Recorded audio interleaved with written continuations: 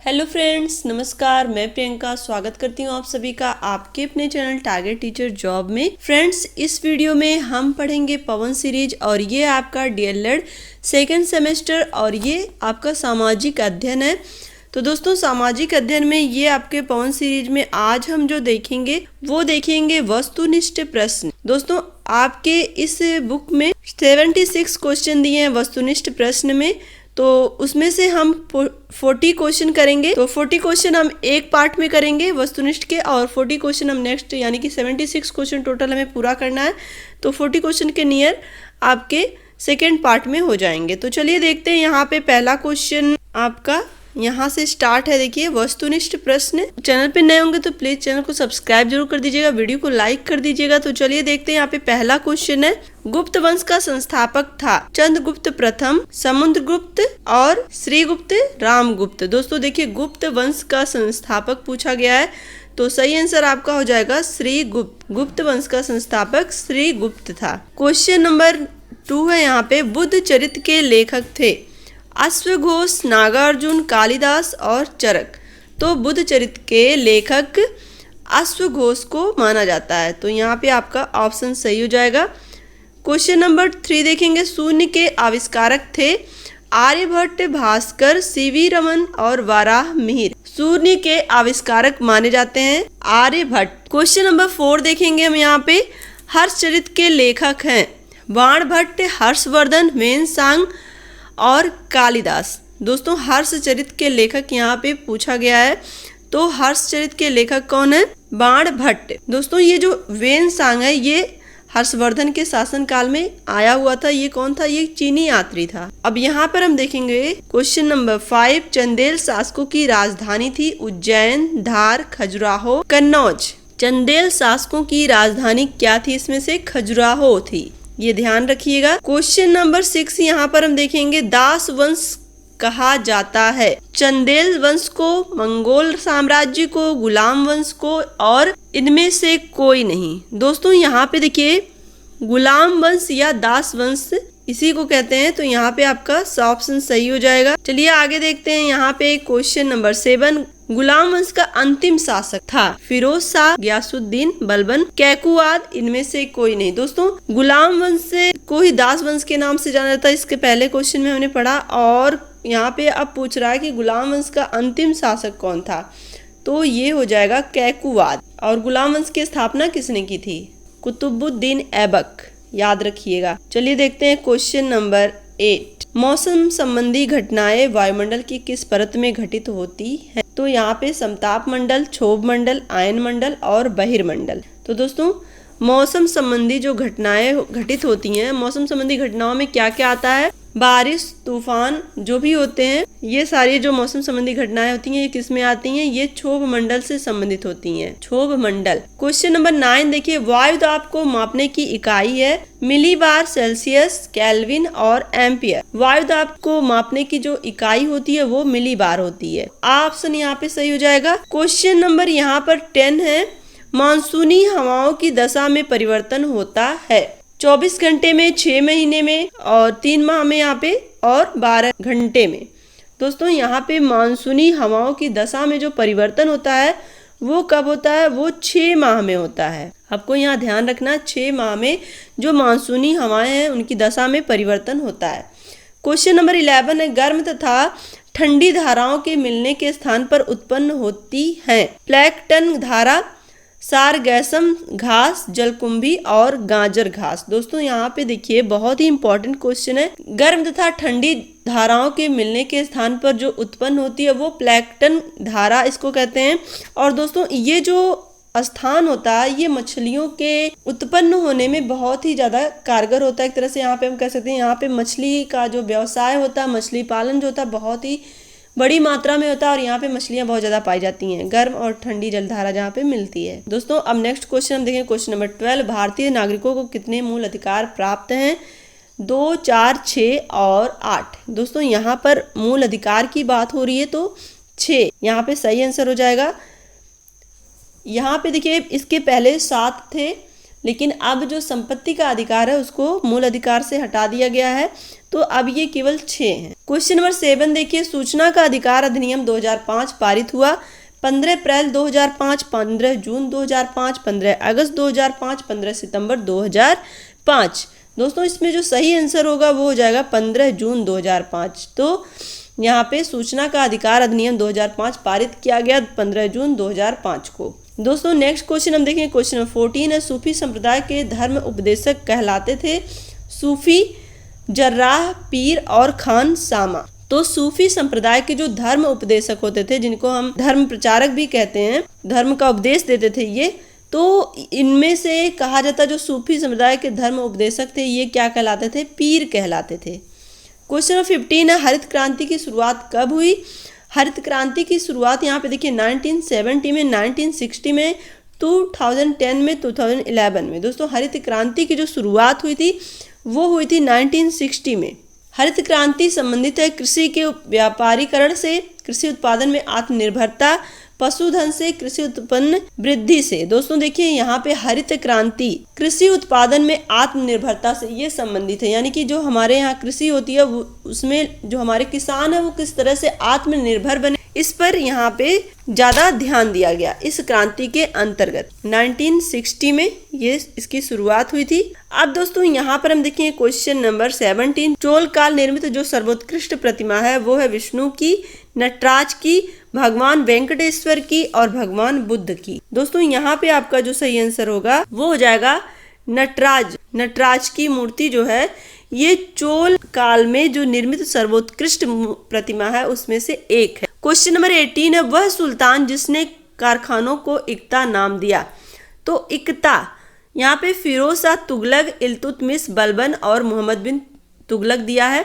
दोस्तों इक्ता से ही आप याद रख लीजिएगा इसको, इल्तुतमिश। इक्ता इल्तुतमिश ने, जिसमें से वह सुल्तान जिसने कारखानों को इक्ता नाम दिया था। कारखानों को किस नाम से जानते थे? इक्ता के नाम से। किसके शासनकाल में? इल्तुतमिश के। क्वेश्चन नंबर 19 है, 2.5 दिन का झोपड़ा स्थित है दिल्ली में, लाहौर में, अजमेर में, काबुल में। दोस्तों 2.5 दिन का झोपड़ा जो स्थित है वो है अजमेर में। क्वेश्चन नंबर 20 देखिए, हिजरी संवत चलाया गया बाबर द्वारा, हुमायूं द्वारा, अकबर द्वारा और शाहजहां द्वारा। तो हिजरी संवत की जो शुरुआत हुई थी वो किसके द्वारा की गई थी? वो अकबर ने शुरू किया था। अब यहाँ पर देखिए क्वेश्चन नंबर 21 है, खानवा युद्ध के लिए प्रसिद्ध क्षेत्र स्थित है दिल्ली में, आगरा में, सोनीपत में, फतेहपुर सीकरी में।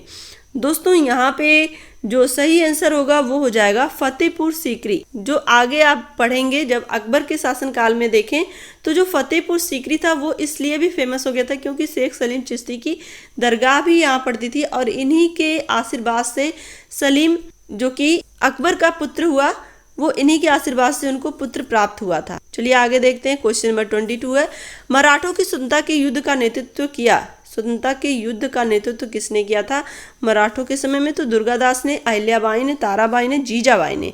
दोस्तों यहाँ पर बहुत ही अच्छा क्वेश्चन है ये। मराठों की स्वतंत्रता के युद्ध का जो नेतृत्व किया था वो किया था ताराबाई ने। अब हम देखेंगे क्वेश्चन नंबर 23।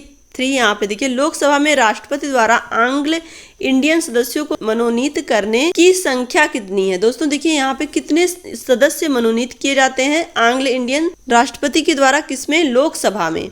तो यहाँ पे आपका जो आंसर है 2, 4, 5 और 12 है। दोस्तों इसमें से जो सही आंसर हो जाएगा वो हो जाएगा केवल 2 सदस्य मनोनीत किए जाते हैं जो आंग्ल इंडियन होते हैं लोकसभा में। किसके द्वारा मनोनीत किए जाते हैं? राष्ट्रपति के द्वारा। क्वेश्चन नंबर 24 है, यहाँ पे सर्वोच्च न्यायालय को अपने फैसले को बदलने का अधिकार है, बदलने का अधिकार नहीं है। बदलने का अधिकार केवल मुख्य न्यायाधीश को है, बदलने का अधिकार केवल न्याय मंत्रालय को है। तो यहाँ पे आपका सही आंसर क्या हो जाएगा कि सर्वोच्च न्यायालय को अपने फैसले को बदलने का अधिकार है। क्वेश्चन नंबर 25 देखिए, कौन सा मौलिक अधिकार सर्वाधिक विवाद का विषय रहा? एकता का अधिकार, स्वतंत्रता का अधिकार, संपत्ति का अधिकार और धार्मिक स्वतंत्रता का अधिकार। तो दोस्तों यहाँ पे संपत्ति का जो अधिकार है इसके पहले ही हम लोगों ने डिस्कस किया कि ये मौलिक अधिकार सर्वाधिक विवाद का विषय रहा और संपत्ति का अधिकार अब हमारे अधिकार से हटा दिया गया है, इसीलिए अब हमारे पास केवल 6 अधिकार हैं, पहले 7 हुआ करते थे। क्वेश्चन नंबर 26 यहाँ पे देखिए, वह बजट जिसमें आय व्यय बराबर होती है तो बराबर किस में होती है? जीरो आधारित बजट में, संतुलित बजट में, घाटे के बजट में और बचत बजट में। दोस्तों यहाँ पे जो सही आंसर होगा वो संतुलित बजट, जिसमें आय और व्यय बराबर होता है इस बजट में। क्वेश्चन नंबर 27 है, दामोदर घाटी योजना से संबंधित है। पश्चिम बंगाल, बिहार था, पश्चिम बंगाल, असम, बिहार। तो दोस्तों यहाँ पे क्वेश्चन क्या है कि दामोदर घाटी जो परियोजना है ये कहाँ और किससे संबंधित है? तो दोस्तों देखिए, ये जो है ये बिहार और पश्चिम बंगाल, ये दोनों ही राज्यों से संबंधित है दामोदर घाटी योजना। क्वेश्चन नंबर 28 देखिए, 6 महीनों की रात और 6 महीने का दिन होता है, कहाँ पे होता है दोस्तों? उत्तरी ध्रुव वृत्त पर, दक्षिणी ध्रुव वृत्त पर और उत्तरी तथा दक्षिणी ध्रुव वृत्त पर, केवल दक्षिणी ध्रुव वृत्त पर। दोस्तों यहाँ पर 6 महीने की रात और 6 महीने का जो दिन होता है वो होता है उत्तरी ध्रुव वृत्त पर। ऑप्शन आपका सही हो जाएगा। क्वेश्चन नंबर 29 है, 3 ओर से घिरा पृथ्वी का भाग कहलाता है। तो यहाँ पर देखिए, पठार, सिंधु पंख, महासागर, धारा, प्रायद्वीप।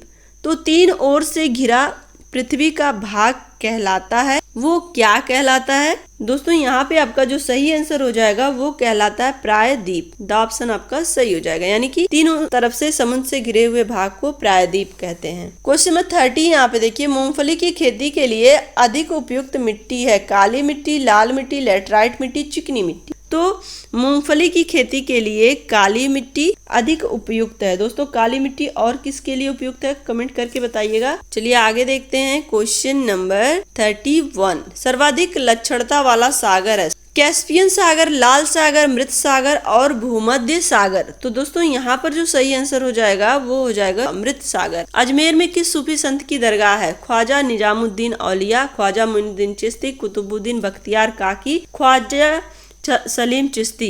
दोस्तों यहाँ पर देखिए, ख्वाजा मोइनुद्दीन चिश्ती की जो दरगाह है वो कहाँ पर है? वो अजमेर में है। और इसके पहले हम लोग ने पढ़ा फतेहपुर सीकरी, जो कि शेख सलीम चिश्ती से संबंधित है, ये भी याद रखिएगा। क्वेश्चन नंबर 33 देखिए, महमूद गजनबी के भारत पर आक्रमण के समय भारत आए अलबर्नी ने किस ग्रंथ की रचना की? तो दोस्तों यहाँ पे सीधे क्वेश्चन क्या पूछ रहा है कि अलबर्नी की जो रचना उसका क्या नाम है? किताबुल हक, सहनामा, शाहनामा, राजतरंगड़ी और किताउल हिंद। दोस्तों यहाँ पर देखिए, जो अलबर्नी है उसके जो ग्रंथ का नाम है वो है शाहनामा। कल्हड़ की राजतरंगड़ी आपने कहीं ना कहीं इसे पढ़ा होगा। क्वेश्चन नंबर 34 देखिए, दिल्ली सल्तनत के किस वंश में सर्वाधिक शासक हुए? तथा कथित दास वंश, खिलजी वंश, तुगलक वंश, सैयद वंश। तो दोस्तों यहाँ पर देखिए, ये चारों ऑप्शन में से सर्वाधिक शासक हुए हैं किस वंश के, ये आपको बताना है। तो यहाँ पे आपका जो सही आंसर होगा वो हो जाएगा दास वंश, तथा कथित दास वंश, जिसको हम गुलाम वंश भी कहते हैं। अब यहाँ पे क्वेश्चन में 35 है, प्रयाग प्रशस्ति संबंधित है चंद्रगुप्त प्रथम से, समुद्रगुप्त से, कुमार गुप्त से और स्कंद गुप्त से। तो दोस्तों सही आंसर क्या हो जाएगा? समुद्रगुप्त से। प्रयाग प्रशस्ति समुद्रगुप्त से संबंधित है। क्वेश्चन नंबर 36 देखिए, यहाँ पे तुगलक वंश का संस्थापक था फिरोज तुगलक, गयासुद्दीन तुगलक, मोहम्मद तुगलक, खान जहां मकबूल। तो तुगलक वंश का संस्थापक किसको माना जाता है? गयासुद्दीन तुगलक को माना जाता है। क्वेश्चन नंबर 37 देखिए, तुगलक काल में प्रथम हिंदू राज्य का निर्माण हुआ जिसका नाम था वारंगल, देवगिरी, भद्रा, विजयनगर।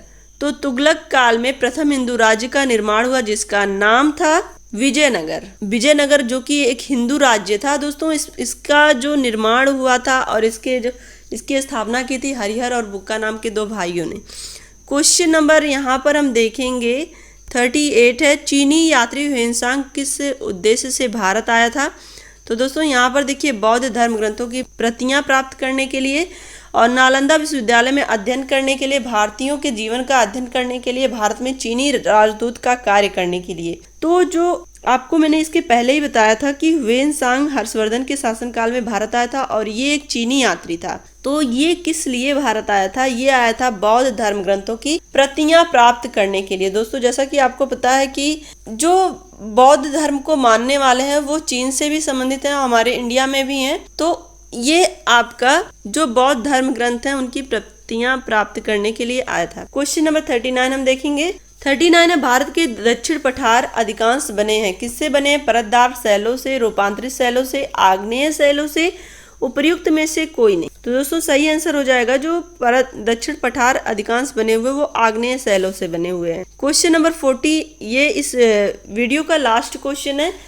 2 पार्ट में हम लोग वस्तुनिष्ठ क्वेश्चन कंप्लीट करेंगे, तो वीडियो में बने रहने के लिए बहुत बहुत धन्यवाद दोस्तों। तो चलिए देखते हैं क्वेश्चन नंबर 40 है। विश्व की 7 आश्चर्य इमारतों के नाम में शामिल है कुतुब मीनार, ताजमहल, हवा महल, जामा मस्जिद। तो आपको पता है कि जो ताजमहल है ये 7 आश्चर्यों में से एक है। तो आई होप आपको सारे क्वेश्चन अच्छे लगे होंगे और समझ में भी आए होंगे। तो वीडियो को लाइक करिएगा, चैनल पे नए होंगे तो सब्सक्राइब जरूर कर लीजिएगा। मिलते हैं दोस्तों नेक्स्ट वीडियो में। कमेंट अपना जरूर करिएगा जो भी चीज़ें आपको समझ ना आ रही हो या जो भी आप पढ़ना चाहते हैं। तो मिलते हैं नेक्स्ट वीडियो में। Take care, bye bye, love you all, जय हिंद।